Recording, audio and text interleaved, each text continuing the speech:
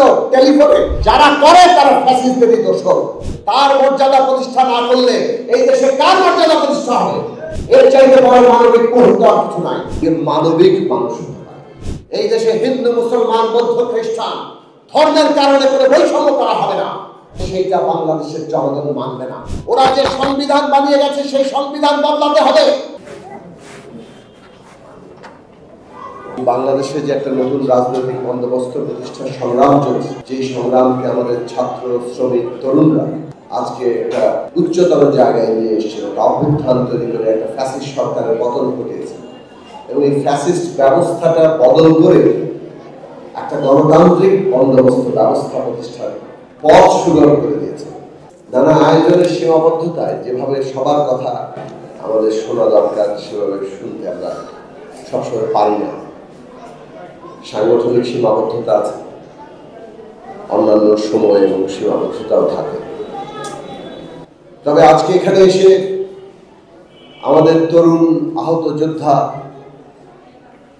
থেকে শুরু করে বিভিন্ন শ্রেণী পেশার মানুষ আপনারা যা বক্তব্য রাখলেন, এইটা অত্যন্ত স্পষ্ট যে এই নতুন রাজনৈতিক বন্দোবস্ত মানেটা কি।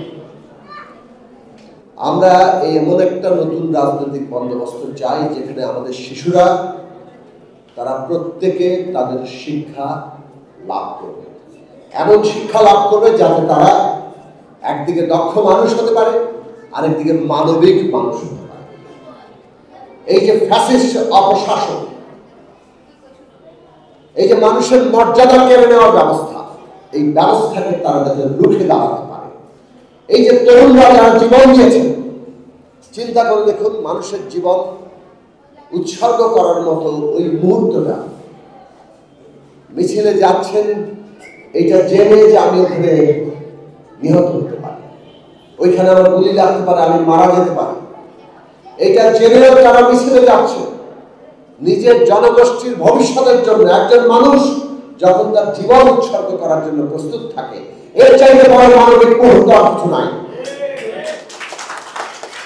আমাদের ছাত্র শ্রমিক তরুণরা ওই জায়গা দেখিয়েছে।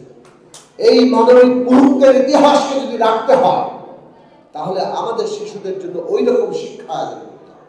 সুতরাং ভবিষ্যৎ রাজনৈতিক বন্দোবস্তে মানে হচ্ছে আমাদের শিশুদের জন্য এমন শিক্ষার ব্যবস্থা যাতে তারা একদিকে দক্ষ মানুষ হতে পারে, আরেকদিকে মানবিক মানুষ হতে পারে। কোন শিক্ষার্থী, কোন শিশু যাতে শিক্ষা থেকে বঞ্চিত না হয় সেই রকম বন্দোবস্ত আমাদেরকে তৈরি করতে হবে।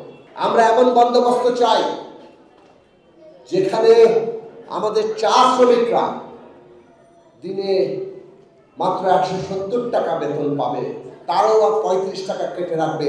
এই অবস্থা চলবে না। আমাদের বন্দোবস্তে বাঁচার মতো মানবিক জীবনের জন্য যা মজুরি প্রয়োজন প্রত্যেক শ্রমিক সেই মজুরি পাবে।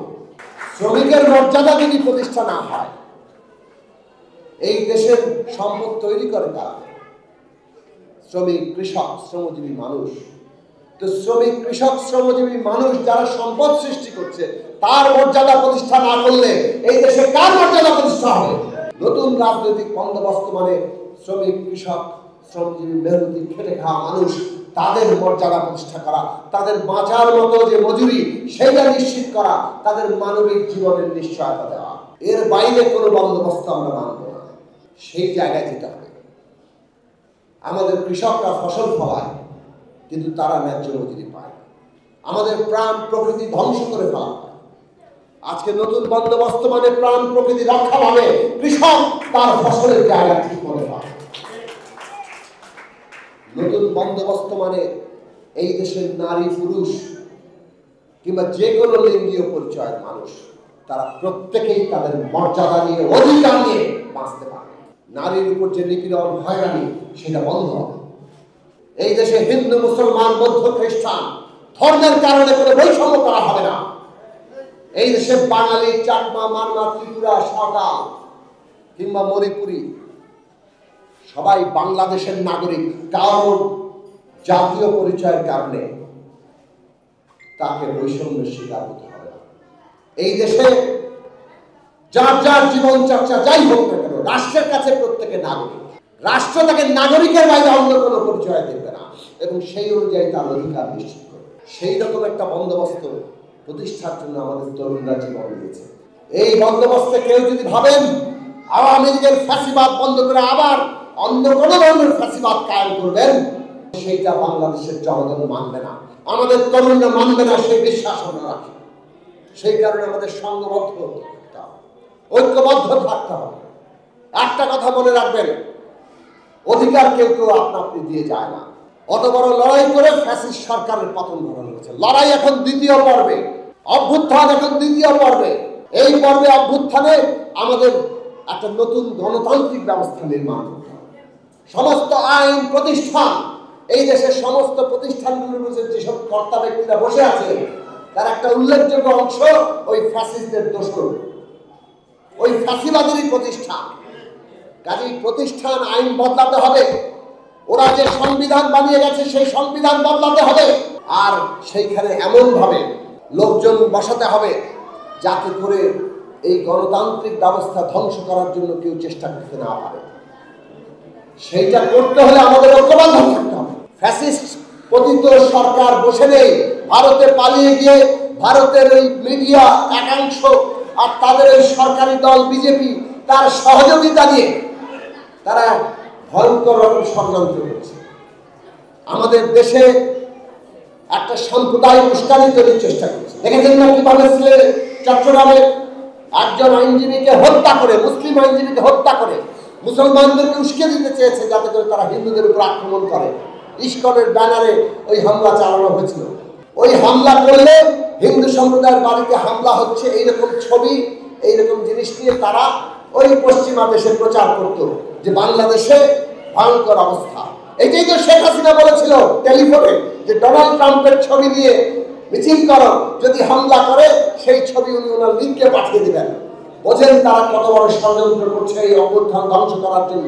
কাজেই আমাদের ঐক্যবদ্ধ থাকতে হবে এবং একই সাথে এই ঐক্যকে কেউ যাতে আবার ওই ফ্যাসিবাদের নানান ধরনগুলো আবার বাংলাদেশে নিয়ে আসার জন্য চেষ্টা করতে না পারে, সেই ব্যাপারে আমাদের সচেতন থাকতে হবে। এই যেমন ধরুন কুমিল্লায় একজন বয়স্ক নাগরিক, একজন মুক্তিযোদ্ধা, তাকে জুতার মালা পরানো হয়েছে। কোন মানুষের এই রকম মর্যাদা হানি কেউ ঘটাতে পারে? যারা করে তারা ফ্যাসিস্টদেরই দোষর। এইভাবে মানুষের মানবিক মর্যাদা ক্ষুণ্ণ করা, এটা ফ্যাসিবাদের দোষরদেরই কাজ।